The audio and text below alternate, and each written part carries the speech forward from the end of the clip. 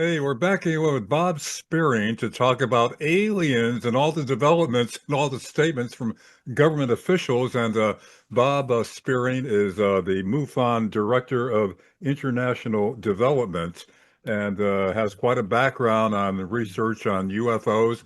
He's not somebody to go off half-cocked about anything. There's a lot of research behind what he says. Bob, surprise to me. First, Matt Gaetz, first J.D. Vance behind me, the vice president, comes out and says that he believes that aliens are demons. This is from the vice president of the United States. And now Gates comes out and says there's a whole alien program going on. Uh, it's one government-related person after another following those congressional hearings last year where people that are testifying before Congress are coming out with similar things. So, what do you make of all this? And first of all, what's the latest that gets said?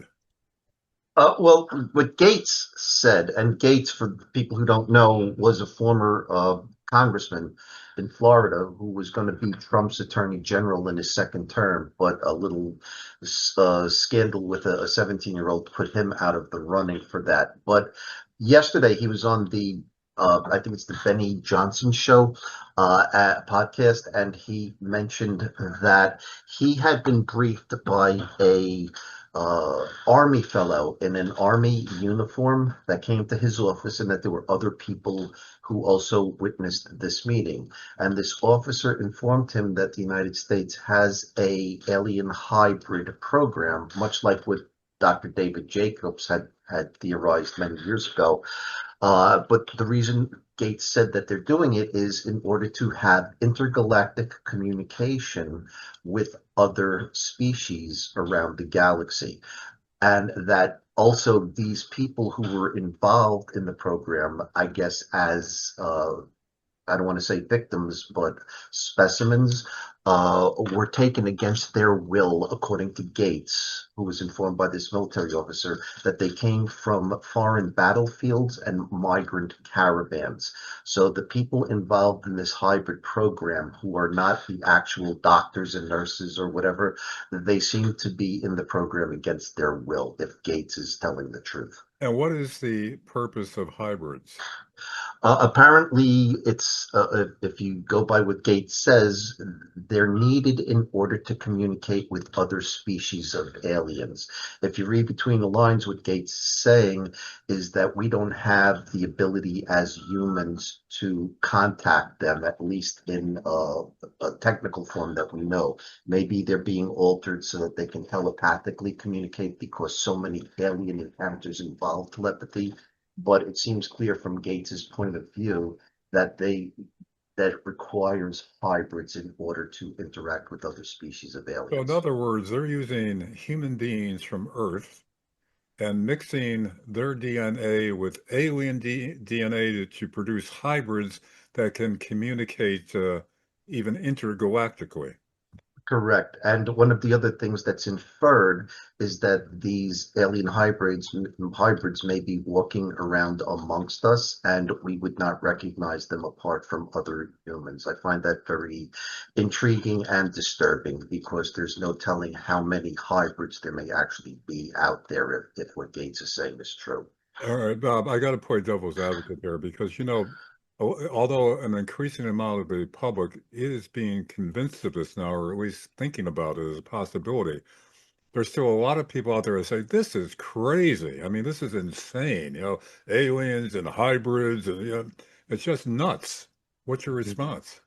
Well, it's the same nutty stuff that's been going on since Roswell for 80 years. How many times have we seen congressional hearings? How many times have we seen whistleblowers?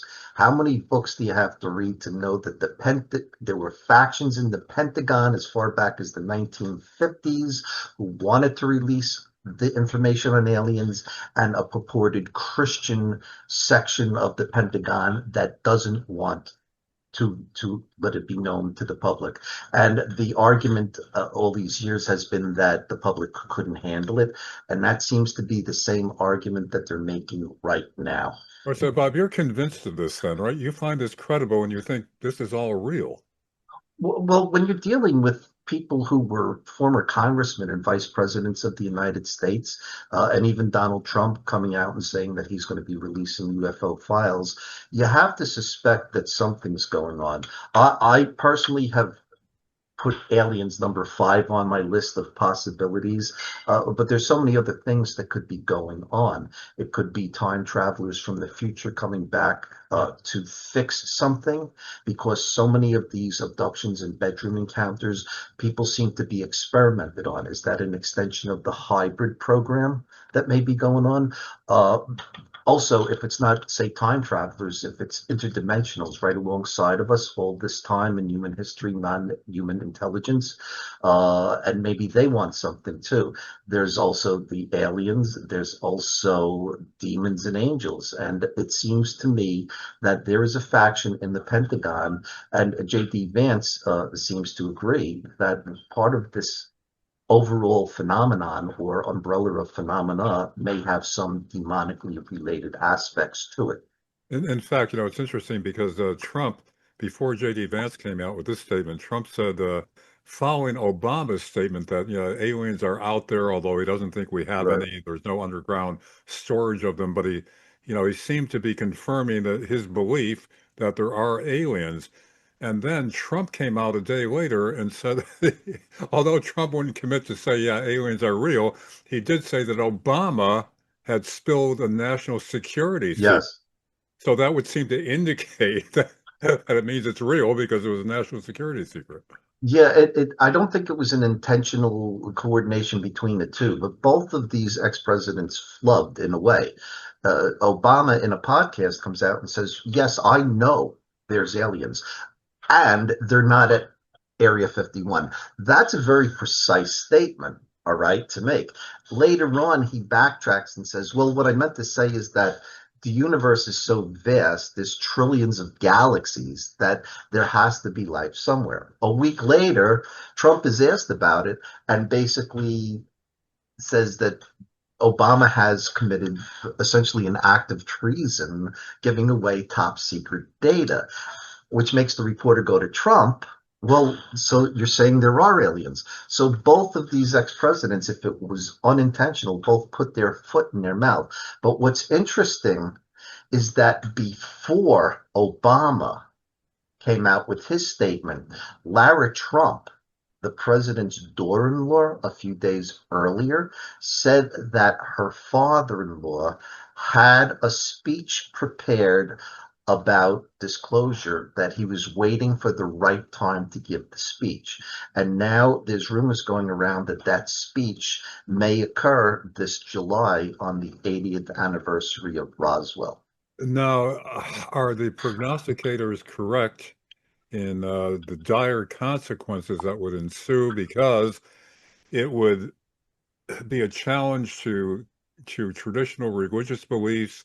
It'd be a challenge to people's general belief system, our place in the universe, et cetera, et cetera, et cetera. So that's why they haven't disclosed it, because the public is not ready to accept it. Do you think that's actually the case?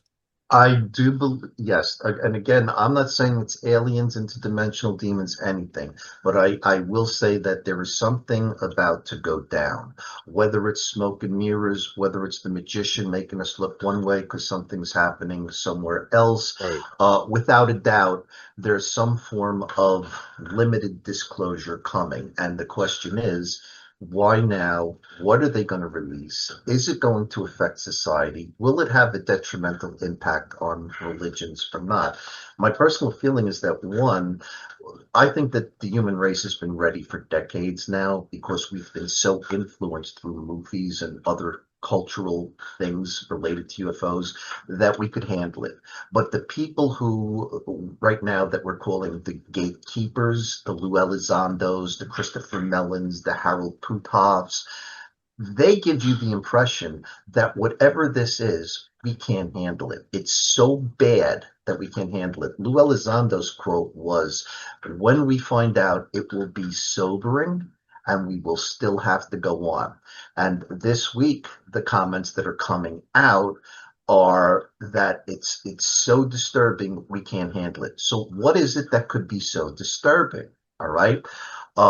It doesn't seem like we're about to be invaded by any aliens, so that doesn't seem to be a risk. Okay, if it is, say, time travelers coming back to fix something in the future and they need genetic material from us now, that doesn't seem like an imminent threat. But if this was something demonic, that would be something that could conceivably disturb society. Okay, before we get to that, there's also a school of thought that this is all a diversion created by the CIA and the military to cover up their experimental aircraft, where they Mhm. say, "Well, it's a flying saucer." So it's all a diversion, disinformation to cover up a real secret. What about that?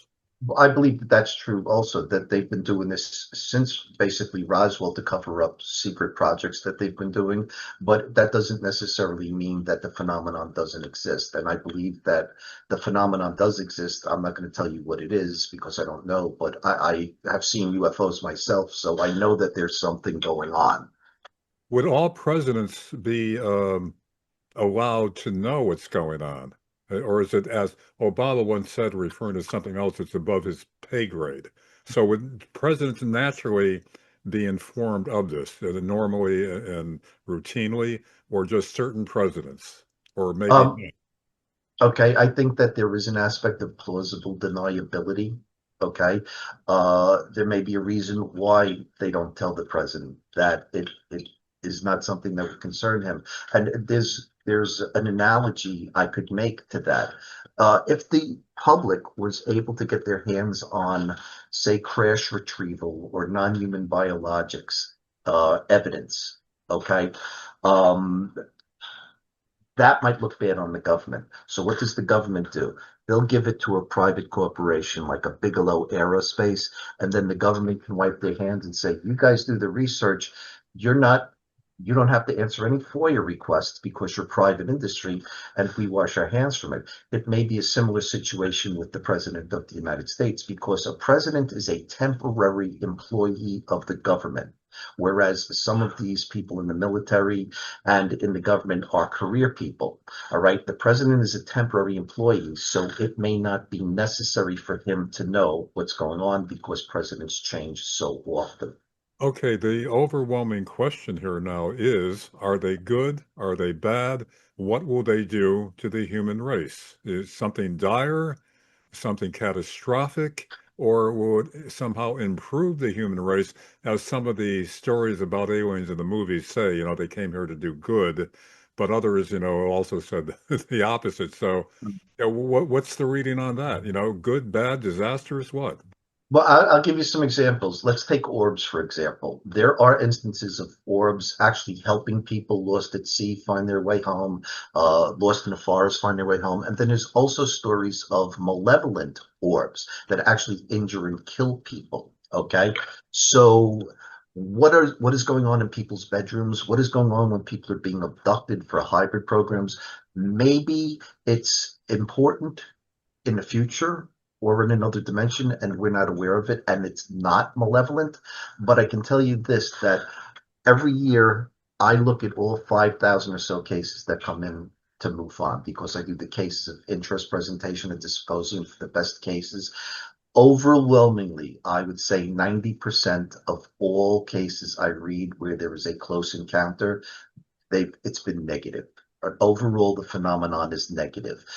It's more sinister than say an imminent invasion from Mars, but there is definitely something sinister going on in people's bedrooms and when they're taken aboard purportedly spaceships. Some of the experiments that are done on these people are very painful. All right. A lot of them are women of childbearing age when they're abducted. The overwhelming majority of abductees are females that are capable of having babies. So is there some sort of hybrid program going on? Is it good or is it bad? I don't know. I can just tell you that overwhelmingly the majority of close encounter reports that MUFON gets are negative. Well, if that's the case, Bob, then why disclose it to the public? Everybody's going to be freaking out about it, panicking. Yes, and there's a very good there's a theory out there now as to what actually might be going on. It may not be aliens or interdimensionals or demons at all. It may be a form of Project Bluebeam, or it may have something to do with the weaponization of space, or it may have something to do with Apophis, the asteroid actually striking Earth in 3 years. Project Moonbeam, review that for me. Oh, Bluebeam, Project Bluebeam.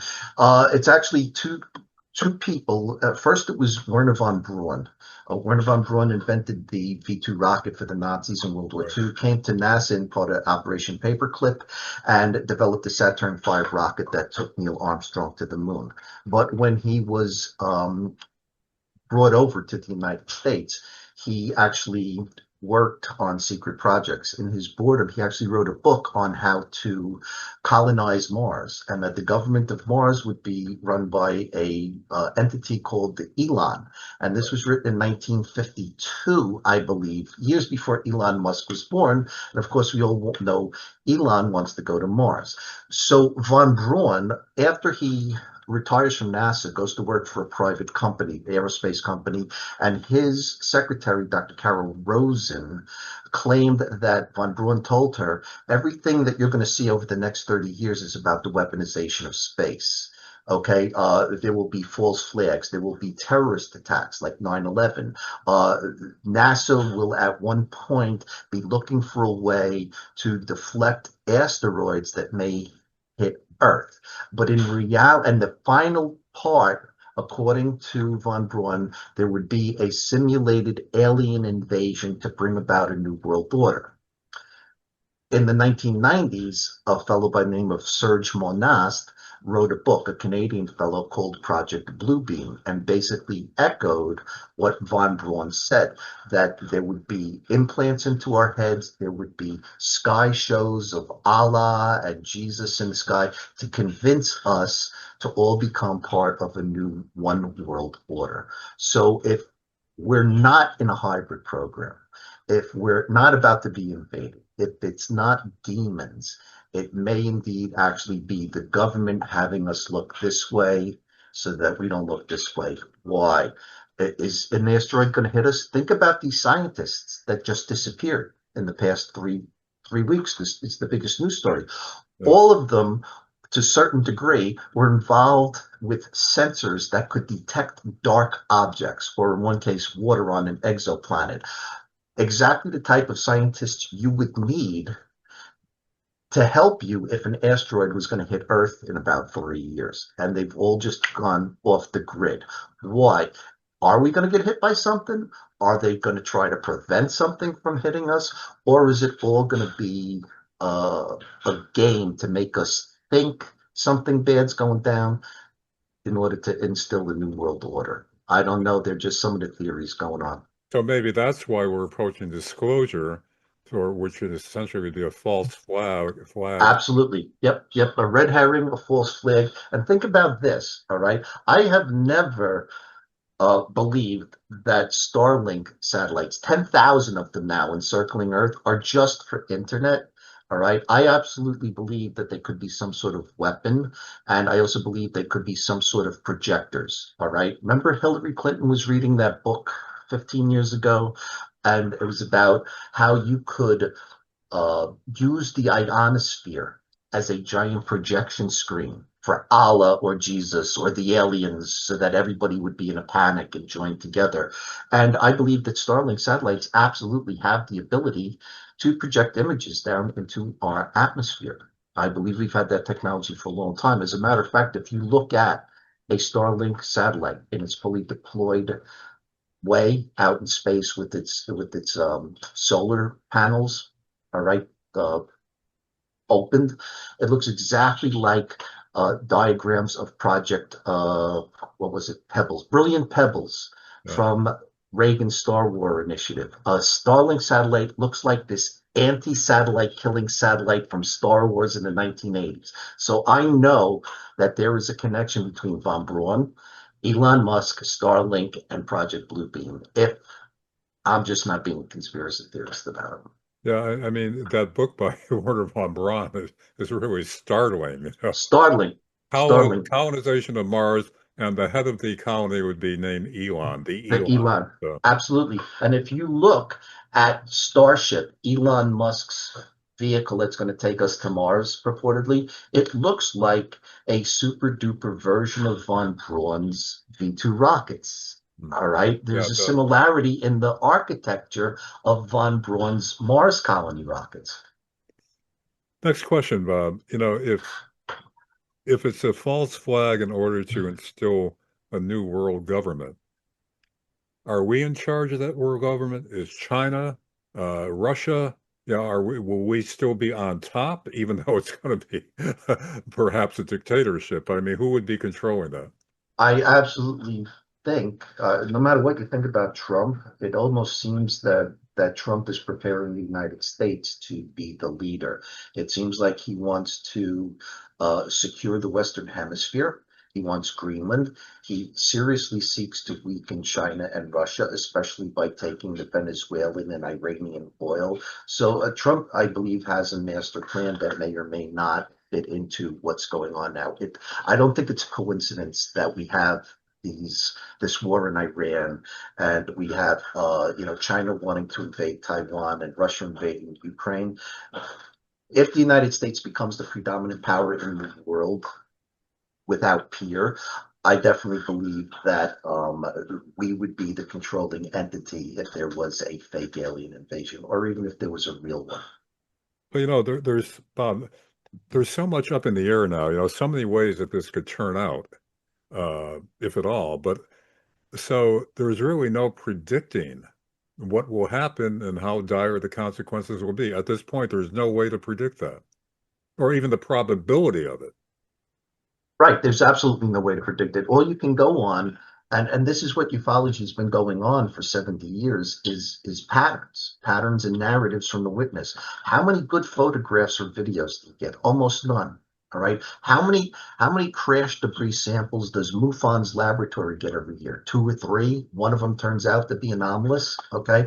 So for the past 70 years, it's been the witness and their story that has shown us that the same patterns are occurring decade after decade, year after year. So where is it all going? Has it all been leading up to now? The biggest question is why now? Why not 10 years ago? Why not 10 years from now?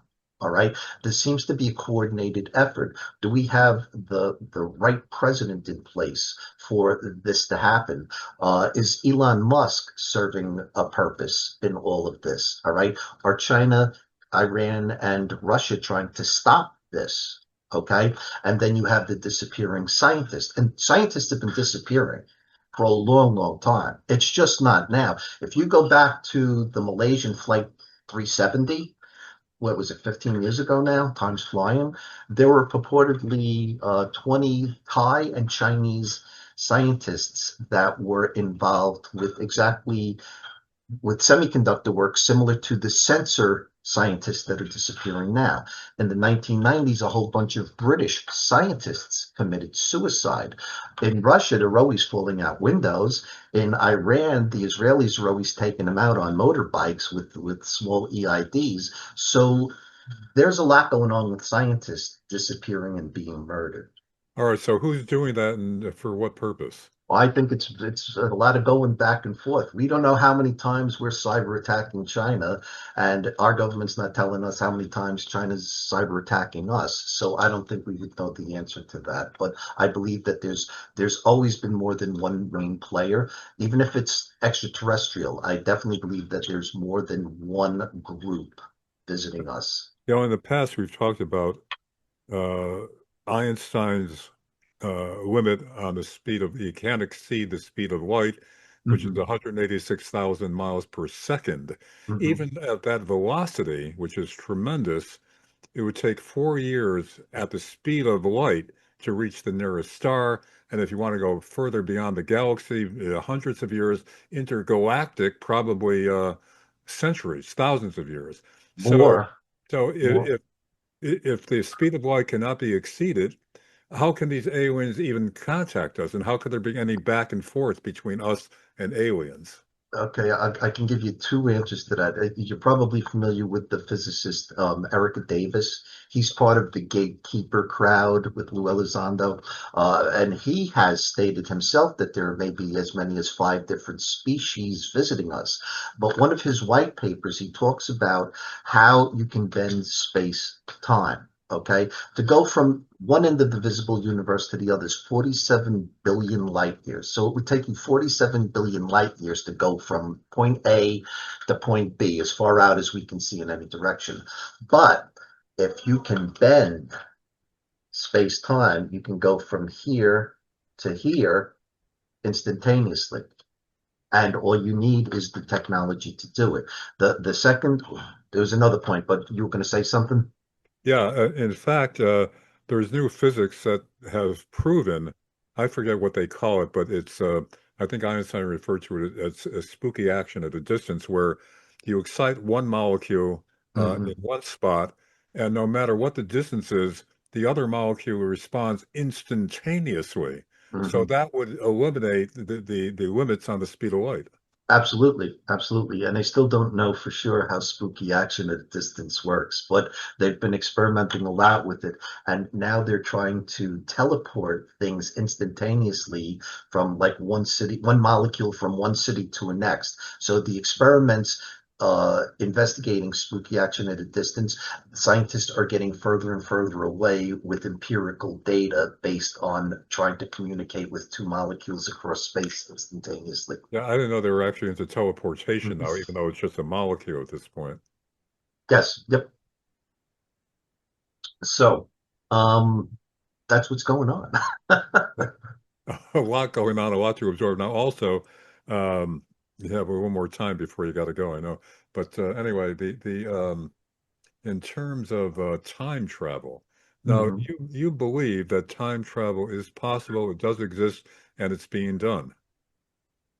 Yeah, I mean, going forward in time is easy. The faster you go towards the speed of light, the slower you will age. So if you're going at the speed of light for 5 years, come back to Earth, everybody's aged 50 years and you're still 30 or Yeah, whatever. that's already confirmed that that Yeah, does exist. Yeah. the problem is going backwards, but there's so many people with so many theories as to how it's possible, but then you run into the paradoxes, the grandfather paradox and all of that. But I absolutely believe that we are being visited by time travelers, most likely from the future, where I think that they may overcome a lot of the technological obstacles that we can't surmount now. And the reason I say that is because I've seen what I think are examples of time manipulation in our history, especially concerning religion. So I sort of tend to think that one of the phenomena that's actually going on might be time travelers. And I could give you a good example of something that, yes, Go ahead, go go ahead. for it. Okay, in 571 AD, in the Quran, the Islamic Quran, there's the Year of the Elephant, and basically it tells of the story of the king of Yemen wanting to invade Mecca. They were pagan at the time, and he threatened to raise the Kaaba, which is the black tent in Mecca that houses the stone of God, which is more than likely a meteorite. And the Meccans, who were pagans, animists at the time, told him, we're not converting to Christianity. So he marches on Mecca with his whole army. It was sort of like Hannibal invading Rome with the elephants. And all of a sudden, a miracle happens, according to the Quran, and that these big black birds with pebbles in their mouth fly down and decimate the approaching Yemeni army. The carnage was so bad that later Islamic commentators said that the skin was falling off the soldiers' bodies. Okay, think about this Yeah, in 21st century thinking. yeah. Were they black birds with pebbles, or were they modern fighter jets with cluster bombs, radioactive cluster bombs that made the skin fall off the soldiers? But why would this be important in 571 AD? Because later that year in Mecca, the Prophet Muhammad was born. Had the Yemeni army raised Mecca, there would be no Islam today. It seems like there was technological interference to ensure that the Prophet Muhammad would be born. But isn't there some scientific term, there's something paradox where since everything is a chain and exists already, if you go back in time and change anything, then you change the future as well. It Yeah, becomes a whole different there, reality. there was an article I just saw last week on one of those science websites that said that events in the present can actually alter events in the past, which I can't even wrap my head around that, but that's apparently possible. Yeah, and then there's the multiverse theory. Let's say you go back to 9/11, 2001, and you stop the airplanes from hitting the World Trade Center.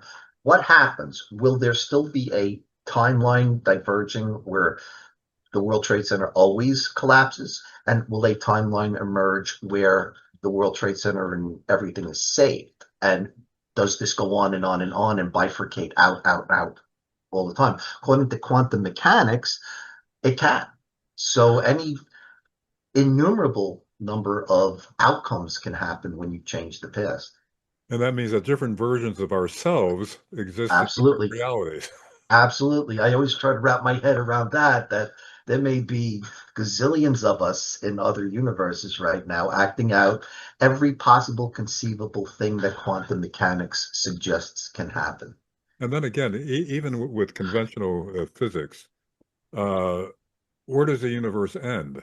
And what's beyond the universe? I mean, if the universe ends at a certain point, there's something around it. And what is that? Is it nothing? But nothingness is something. So, Right, right. Well, I think A, we can only see out so far. All right. So we can see the end of the visible universe, but we don't know if the universe goes on forever. And our ability to see the light that far out just hasn't gotten that far yet. So the universe could go on forever. There could be, right now, there's 2 trillion known galaxies. There could be a gazillion times more than that, but we don't know because we can't see that far out. The other theory is that there's multiverses and that multiverses are like bubbles and they press against each other. And where they press against each other is called a membrane. And some scientists believe that when they see like a bruise in the background radiation, that it might be where another universe's membrane touched ours. So we could be in an infinite series of universes. and another thing is, I think the ultimate mystery that the human mind just can't comprehend, and I don't think ever will be able to comprehend with our present human minds, is how did anything begin? Where did it come from? Yes, well, I don't want to get into religion. I do have a Christian um, aspect to all of this, but I don't think they know. You know, Darwinism, when he came out with it 150 years ago, so it was a theory, and it still is. And even Darwin said human beings don't fit neatly into my evolution theory. Today, a lot of people look at it like religion, that's the only way it can go. Then there's the intelligent creator universe that everything sort of happened all at once. And when you look, well, my question I always ask is when you look at the bees pollinating the flowers, how did the bees learn how to do that? Or did it all happen at once? That's the type of questions I ask, you know. What did they do before they pollinated trees? Because if there was evolution, it had to be some sort of changes. Why are chimpanzees still chimpanzees? Why aren't they involved? There's all sorts of questions you could get into. You know, about is the universe static? Was it always here? Did it have a beginning? Does it have an end? Were we placed here as part of the panspermia theory, Yeah. or the Anunnaki, or did God place Adam and Eve here? I mean, we could go 1,000 different directions. And panspermia is the seeds of life drift through space from one until it finds another planet, from one planet to the other. Correct? Absolutely, yes. And I could tell you that over the years, I've read some interesting UFO reports where people have picked up bubbling or seemingly organic type UFOs. So I do not think that's so far-fetched that life could have come from somewhere else and crash landed here. Yes. Yeah, Bob, even the tiniest creature is so complex. The Mhm. way it's constructed, that it's just amazing. How complex if you want to believe in evolution that produced it, the fine detail and right? engineering and design in the tiniest creature. It's amazing. I just look at the little tardigrades, the tiniest little insect that may have been taken to the moon accidentally, where they'll be able to thrive on the lunar surface. If they go back there, they may find some tardigrades, but they're amazing little creatures. They can dry up into a ball of dust for 20,000 years. You had a drop of water to them and they come back to life. Just So, amazing. yeah. One thing after another. All right, Bob, I know you got to go, but so wrapping it up now, you think it's a possibility that they are going to be um, revealing uh, what's out there, or their version of it, what they want us to think. In other words, disclosure, you think there are signs that disclosure of all this is coming. Disclosure for what they want us to think. I will not trust anything that comes from the government. All right. There may be some aspects of truth to it, but everybody that has skin in this game, okay, from us in the UFO field to the general public, you've got to like have a second set of eyes about what's going on now, because I think a lot of it's going to be about deceit, not disclosure. Yeah. Well, Bob Spearing of MUFON, thanks very much for spending this time with us. And with these events happening one after another, I'm sure we'll be talking again, Hey, probably. hey, could I plug our symposium for 1 second? Yeah, yeah, yeah. August 27th through the 30th, Cincinnati, Ohio. It's actually across the river in the Covington, Kentucky Convention Center. The Hotel Marriott's connected by a walkway. It's a beautiful hotel. Our keynote this year is going to be Peter Robbins. And our keynote on Saturday is going to be Alex Dietrich, who is one of the pilots involved with Fravor in the 2004 Nimitz Tic Tac incident. So I hope to see everybody out at Cincinnati, August 27th through the 30th at the MUFON World Symposium 2026. Thank you, Larry. Sounds great. Sounds great. And we'll be in touch. Thanks, Bob. Okay, take care.